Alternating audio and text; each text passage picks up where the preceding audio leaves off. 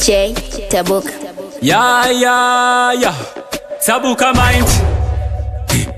Whoa, white.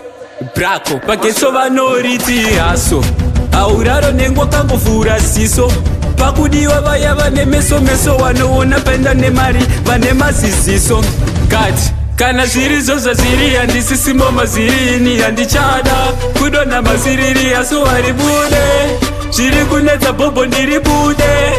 Boys kumagirls pakudawo kumboomera vangazoti tawana kwekuponera iwe zvichikuremera vachikuyemera nzine one thing jaja chandikumbira kana zviri zozva zviri handisisimo mazirini handichada kudonha maziriri mariri kuganza asi mama ndiri kuda kuvafadza pagetso ndoda mbiri nenge yadhagi kana vamachanja ndichigara ndiri soba ndisingarove ganji mabodgard ndichiemploya maninja anokikange musona dzuka manje kana kunge andiriya kuzidriver mubenzi upenyu nenge soya kunge minzi kupfuma ihondo opune patience dai masunungura kunge bigazsted vobva vangoti you deserve that rimwe yakubereka mama vo don't say that vamoyo zvichaita nerimwe ramazuva mwanangu zvichaita only one day every Friday ndonanga kwachigadzira mweya yetsvina zvimwe chipeka nditorera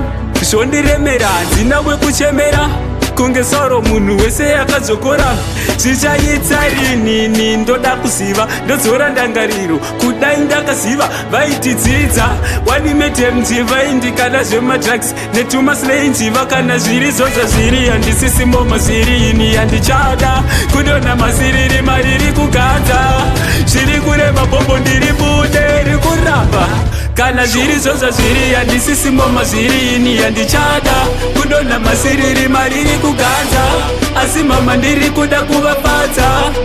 Boys azvichaudana duche zvakuda mwari Tabuka mind. Oh well white Fana boy wekushuka fair